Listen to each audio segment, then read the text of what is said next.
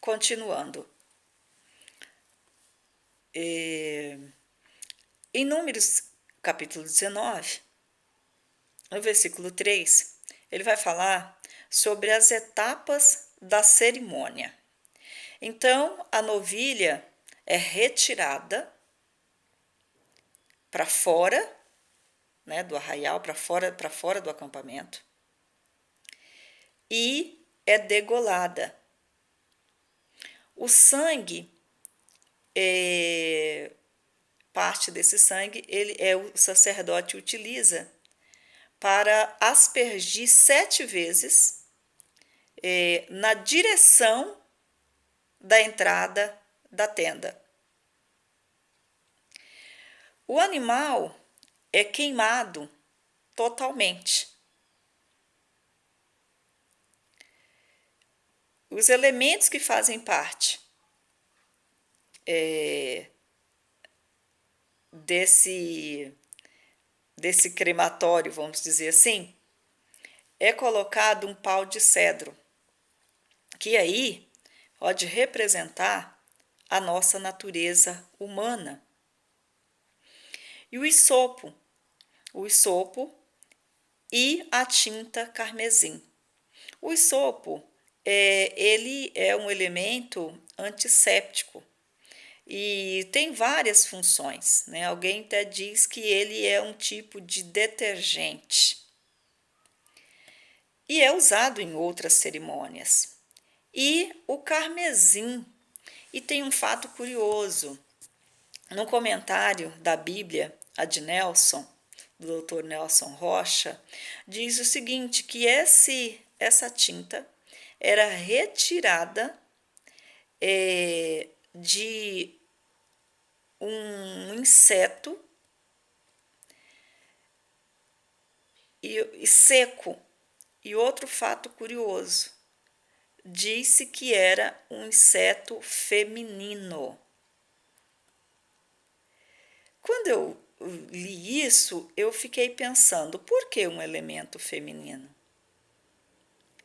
O carmesim é retirado. E o inseto seco. Você não é obrigada a aceitar esse meu entendimento.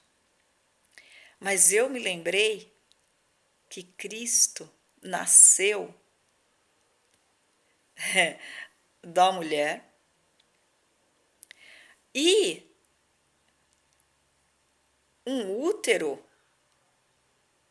seco, porque não houve fecundação. Não havia vida, não havia como ter vida, como ser gerado, porque não houve fecundação. Mas o Espírito entrou e deu vida, colocou vida naquele útero. Um processo totalmente milagroso. E o sangue de Jesus que nos purifica foi resultado também da morte no madeiro. Você não é obrigado a aceitar, mas para mim isso é um fato curioso também. E quando tudo é lançado ao fogo, me lembra também o que João Batista disse em Lucas 3,16, que viria um que batizaria com o Espírito Santo e com fogo. Então, a nossa natureza humana, quando nós recebemos a Jesus, recebemos o Espírito Santo, essa natureza ela tem que ser queimada, ela tem que ser aniquilada, como disse João, que eu diminua e ele cresça, e ele apareça em nós.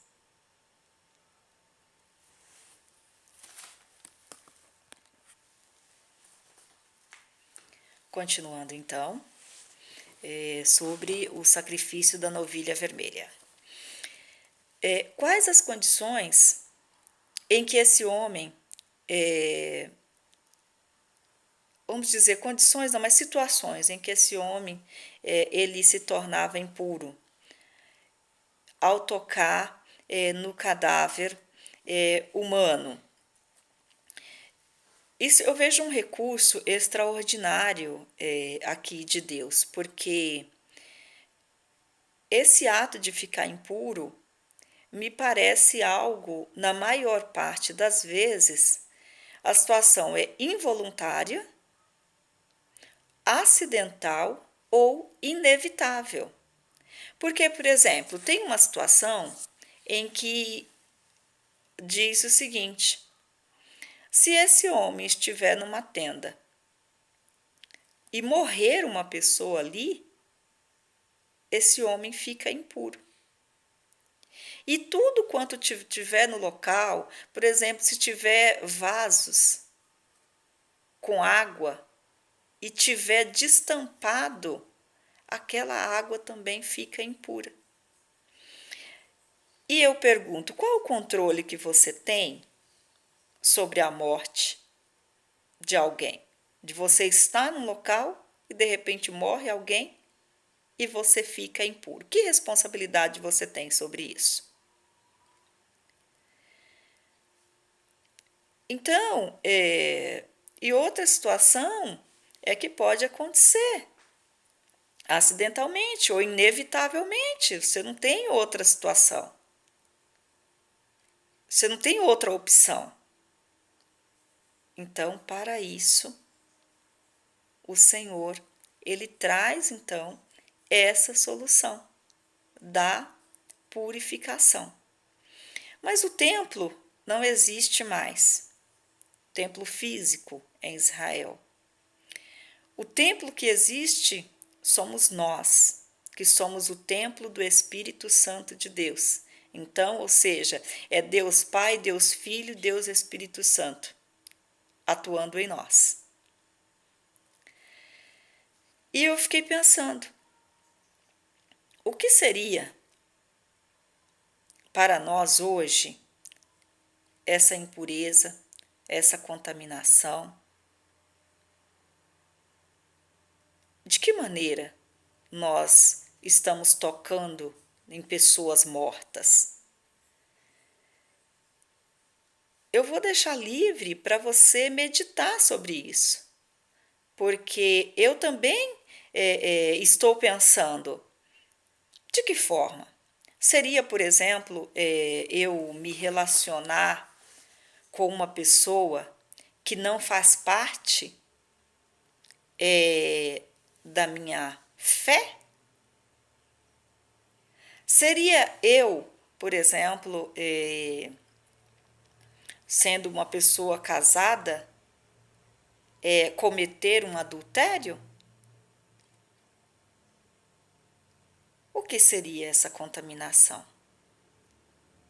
Seria eu me assentar com pessoas, por exemplo, para caluniar, falar mal de outras pessoas?